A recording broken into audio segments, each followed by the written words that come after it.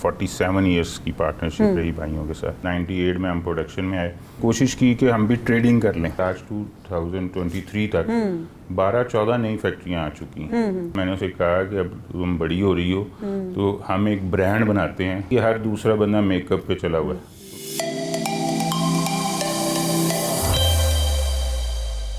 Cannon group, cannon foam, आगे और भी आपकी 2-3 फैक्ट्रीज हैं इसकी, आप इसको लेके चले। तो ये आपके फादर ने इसकी बेस बनाई थी या आपने? ये बड़ा दिलचस्प सफ़र रहा हमारा। मेरे वालिद साहब अपने भाइयों के साथ पार्टनर्स थे जी। और उनकी 47 ईयर्स की पार्टनरशिप रही भाइयों के साथ। लेकिन इत्तेफाक की बात है कि जब हम प्रैक्टिकल लाइफ में अपने बिजनेस में अब्बा को ज्वाइन करने का टाइम आया तो उनकी पार्टनरशिप डिसॉल्व हो गई। तो फिर वी डिसाइड कि भी हम, मेरे अब्बा क्योंकि सारा ट्रेडिंग देख रहे थे, क्योंकि उस वक्त भी फैक्ट्रीज तो थी लेकिन सेगमेंट थे, भाइयों ने 4 भाई थे, चारों ने बांटे हुए थे। तो अब्बा ट्रेडर, जो हमारी ट्रेडिंग थी, इंपोर्ट्स थी, वो देख रहे थे, ताया फैक्ट्रियाँ देख रहे थे, चचा फैक्ट्री देख रहे थे। तो मेरे अब्बा की ने कोशिश की कि हम भी ट्रेडिंग कर लें।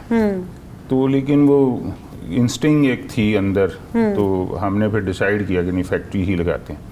तो और इसकी जर्नी कितनी लंबी है? 1995 में मेरे फादर की जो है ना भाइयों के साथ पार्टनरशिप डिसॉल्व हुई। तो उस वक्त ट्रेडर ही थे अब्बा, तो अब्बा की सोच ये थी कि हम भी ट्रेडिंग ही शुरू कर दें। तो लेकिन वो हमारा वो जो अंदर वाली इंस्टिंक्ट थी, इंडस्ट्रियलिस्ट बनने का ख्वाब था, वो बस फिर आ गया। तो फिर हमने ये फैक्ट्री भी हमें पार्टनरशिप में तो लग रही थी उस वक्त, तो फिर हमने ये उनसे ताया से ले ली फैक्ट्री।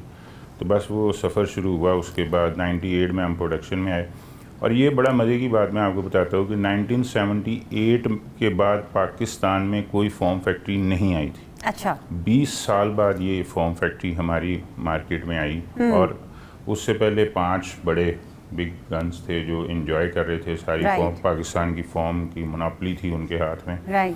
तो हम उनके बाद आए। लेकिन 1998 से लेके आज 2023 तक 12-14 नई फैक्ट्रियां आ चुकी हैं। और इतना बड़ा गेम चेंजर हम फॉर्म की इंडस्ट्री में हमारा आना हुआ। हम लोगों को अंदाज़ा हुआ कि इधर भी कैपेसिटी है, गुंजाइश है। हमने उनकी जो मोनोपोलीज थी उनको थोड़ा ब्रेक किया, थोड़ा शेक किया। और फिर अल्लाह का शुक्र है कि कैनन फॉर्म लगी, फिर कैनन क्रेशिया लगी, और फिर कैनन थर्माटेक लगी, फिर ये शेडियो बाय शेख फर्नीचर स्टूडियो शुरू हुआ। ये भी पीछे मुकम्मल पाकिस्तान में बना रहे हैं हम इसका। ये भी एक हमने एक अच्छे लेवल पे एक आर्टिस्टिक सी सोच के साथ ये वाला प्रोजेक्ट शुरू किया, लोकल मैन्युफैक्चरिंग में। और अल्लाह का शुक्र है कि वो अभी तक हम कामयाब हैं। उसने हमारा, अल्लाह ने हम पे अपनी रहमतें रखी। मेरे माँ बाप की दुआएं हैं कि हम मेहनत सारे कर रहे होते हैं, कामयाबी जो होती है उसके पीछे अवामिल थोड़े डिफरेंट होते हैं आपकी मेहनत के अलावा भी। और अल्लाह का शुक्र है कि वो अवामिल हमारे साथ शामिल है। बचपन का कोई ऐसा वाक़या जिसमें आपको लगता था कि मैंने एक, बस अपने आप को एक बिजनेसमैन तभी देखते थे, कोई ऐसा आपकी पर्सनालिटी में? एक बॉसी पर्सनालिटी थी। स्कूलिंग जब कहाँ की थी आपकी? बॉसी तो मैं था ही, आज भी बॉसी मैं था ही। वही बॉस वाली आती है ना फीलिंग। बॉस तो मैं था ही, आज भी हूँ। और ये एक्चुअली जो मेरा काम करने का जज्बा है ना, वो मैं समझता हूँ कि आपको बिजनेस वो लोग कर सकते हैं जिनको काम में इश्क हो। एग्जैक्टली। अगर आप बिज़नेस, आप समझते हैं कि मेरी ड्यूटी 5 बजे ख़त्म हो जाए या 6 बजे ख़त्म हो जाए, तो फिर आप बिज़नेस ना करें। अगर आपने बिज़नेस करना है और आपका माइंडसेट है कि आप हर वक्त इंगेज रह सकते हैं, तो फिर आप इंडस्ट्रियलिस्ट बने। आप इंडस्ट्रियलिस्ट की इंडस्ट्री लगाएं, आप कोई भी कारोबार करें। लेकिन अगर आप ये समझते हैं कि मेरी इंगेजमेंट एक लिमिटेड टाइम के लिए होनी चाहिए, तो फिर आपको बिज़नेस नहीं करना चाहिए। अब हालात मुल्क के चेंज होते हैं, सारा कुछ होता है, अप एंड डाउन हैं, हम भी देख रहे हैं, एंगेजमेंट्स हैं। कोविड में ख़ास तौर पे लोगों ने फील किया। उसके बाद ये जो पिछले 1.5 साल से पाकिस्तान के हालात हैं, मैं समझता हूँ कि मुझे 25 साल हो गए, 26 साल इंडस्ट्री चलाते हुए। मैं वर्स्ट तरीन हालात को समझता था कि यार ये बहुत वर्स्ट है।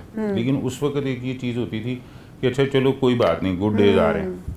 ये जो हुआ है, इसके बाद एक होप ख़त्म हो रही थी लोगों में कि जी गुड डेज आ रहे हैं, गुड डेज आ। लेकिन अल्लाह का शुक्र है कि पिछले कुछ दिनों से फिर लोगों में एक पॉजिटिविटी आई है कि चलो कुछ बेहतर हो जाएगा। लेकिन इस पॉजिटिविटी को कंटिन्यूस रखने के लिए, लोगों के जहन को मुस्बत रखने के लिए ना, उनको रिलैक्सेशन देनी ज़रूरत है। हमारे माशरे में इस वक्त थोड़ी डर का एलिमेंट बढ़ा हुआ है। तो इंशाल्लाह लगे हुए हैं जिनके हाथ में ताकत है वो इस चीज़ों को, उनको भी हमसे ज़्यादा बसीरत है, उनके पास हमसे बड़ा विजन है, तो इंशाल्लाह उम्मीद है कि वो ये ठीक कर लेंगे। स्कूलिंग कहाँ से आपकी? स्कूल एक आम स्कूल था, मॉनस एंड हाई स्कूल। अच्छा। हम शहर के रहने वाले हैं, ग्वाल मंडी सांदा रोड के, वहीं से पढ़े, मैट्रिक वहीं से किया, फिर मैं एफसी कॉलेज में चला गया, थोड़ा सा एफसी कॉलेज में पढ़ा। तो बस वो मैंने आपको कहा ना, मैं इतना ब्रिलियंट स्टूडेंट था, तो मैं ज़रा नीचे वालों में आप टॉप करता। समझते हैं कि एजुकेशन बहुत ज़रूरी है एक सक्सेसफुल बिजनेसमैन होने के लिए? बिल्कुल ज़रूरी है। आपको अगर एजुकेशन एक्चुअली आपको कारोबार सिखाए ना सिखाए, आपको ज़िंदा रहना सिखाती है।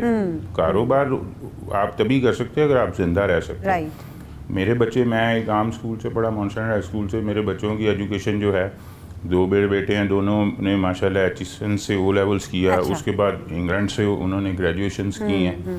तो एजुकेशन तो मैं समझता था, तो मैंने अपने बच्चों को एचएसएन जैसे स्कूल में पढ़ाया और उसके बाद उनको लेके इंग्लैंड तक था, और उन्होंने अब इंग्लैंड से ग्रेजुएट करके ये जो आप जहाँ बैठी हैं, जी। ये मेरे बड़े बेटे का बिजनेस है। अच्छा। तो इसी तरह छोटा बेटा मेरे साथ है। तो मेरी नज़र में तो बग़ैर तालीम के इंसान किसी काम का ही नहीं। क्या एज थी जब बिजनेस में आए? मेरी ये क्या एज थी? I am too young. मैं तो अब्बा के साथ बिजनेस में चला गया था जब मैं सारे ही 17 साल का हूँगा, 16-17 अच्छा, साल।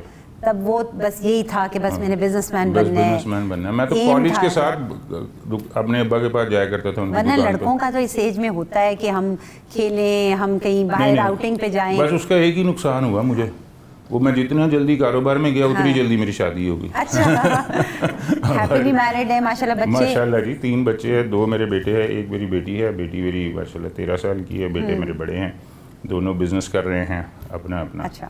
और बेटी अभी पढ़ रही है, ओ लेवल स्टार्ट हुआ है उसका, और अल्लाह का शुक्र है। बेटी को भी लेकर आएंगे बिजनेस में?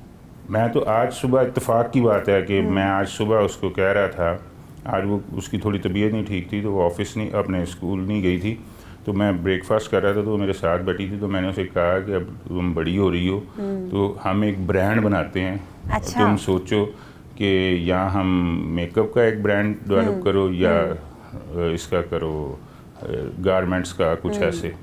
तो वो कह रही थी कि हर दूसरा बंदा मेकअप पे चला हुआ है। तो मैं उसको कह रहा था कि नहीं, हम इसको इस तरह से चेंज करते। तो भी मेरे ख्याल में हमने आधा पौना घंटा दोनों ने डिस्कस की है। अच्छा। कि कैसा ब्रांड होना चाहिए। तो इंशाल्लाह ताला मैं तो ये समझता हूँ कि आफ्टर ए लेवल्स या ओ लेवल्स के बाद उसको मैंने साथ करके कुछ टीम उसके साथ बना के और ख़ुद भी मिल के, क्योंकि मैं अपने बच्चों के साथ टीम बनाता हूँ, बड़े बेटे के साथ भी, छोटे के साथ भी। अच्छा। उनकी अलग-अलग फैक्ट्रीज हैं, तो उनकी टीमों के साथ मैं उनका पार्टनर हूँ। कोऑर्डिनेट करते हैं आप? तो अभी इसको भी मेरा यही शौक है, इसको मैं ज़रा बना दूंगा, लुक आफ्टर मैं करूँगा।